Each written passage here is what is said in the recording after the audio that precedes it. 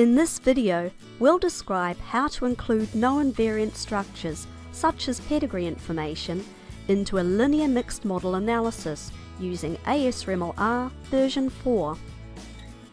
This subject is discussed in greater detail in the ASReml-R 4 reference manual, Chapter 5, which you can download directly from the ASReml knowledge base.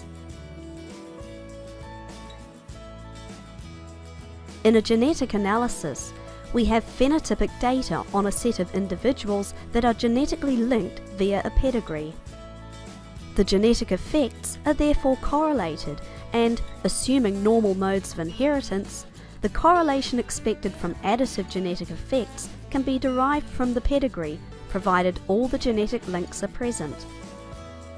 The additive genetic relationship matrix A, sometimes also called the numerator relationship matrix, is calculated from the pedigree. The A matrix is usually positive definite, but ASReml-R 4 copes with semi-positive definite and singular and non-singular indefinite matrices too. For example, with a dominance model or a pedigree containing fully inbred individuals. Users new to this subject might find this book helpful.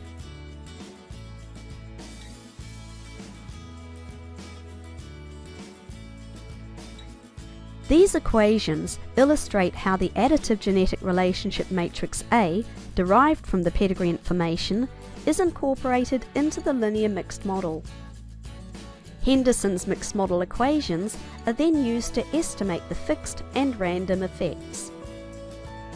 Estimates of the fixed effects are called best linear unbiased estimates, and estimates for random effects are called best linear unbiased predictions. Let's look at a practical example.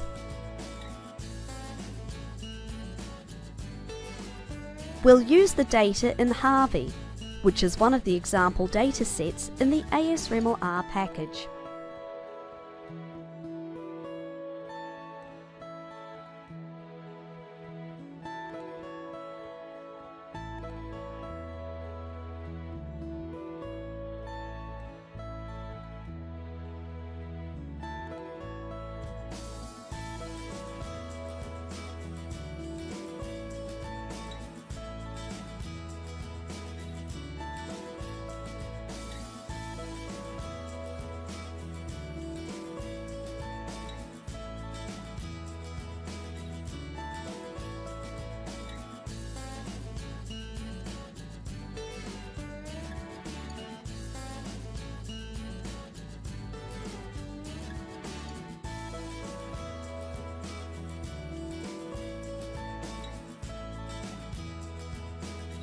The pedigree file is simply a data frame with the following properties: 3 columns containing the identity of the individual, its male parent, and its female parent. Sorted so that the row giving the pedigree of an individual appears before any row where that individual appears as a parent. Uses 0 or NA for unknown parents. The inclusion of the A matrix in an ASReml-R 4 analysis is essentially a two-step process. The function A inverse takes a pedigree data frame and returns the inverse of matrix A in sparse form. Note, it's actually the inverse relationship matrix A that is required by ASReml for analysis.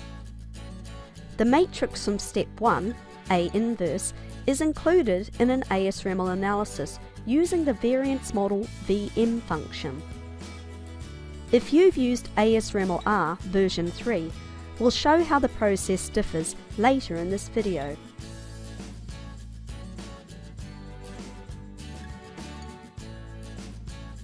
We generate the inverse relationship matrix by running this command. This produces the lower triangle of the inverse relationship matrix A in sparse form.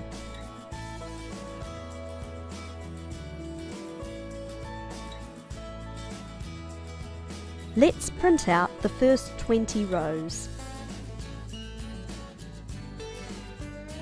The first two columns are the row and column indices respectively.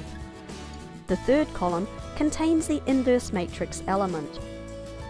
You can find complete information on the A-inverse function's arguments and output in the ASReml-R package reference manual, which you can find on the ASReml knowledge base.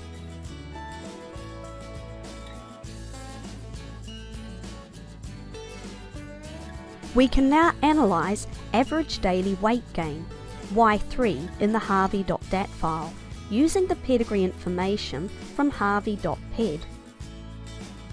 The variance model function, Vm, is used to include A-inverse in the ASReml analysis. Let's output the variance components and the first 15 eBLUP estimates.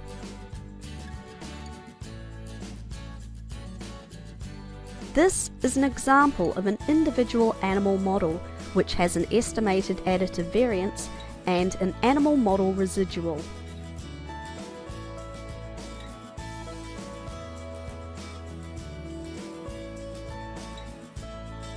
The Vm function is a new addition in ASReml-R version 4, replacing give and ped in version 3.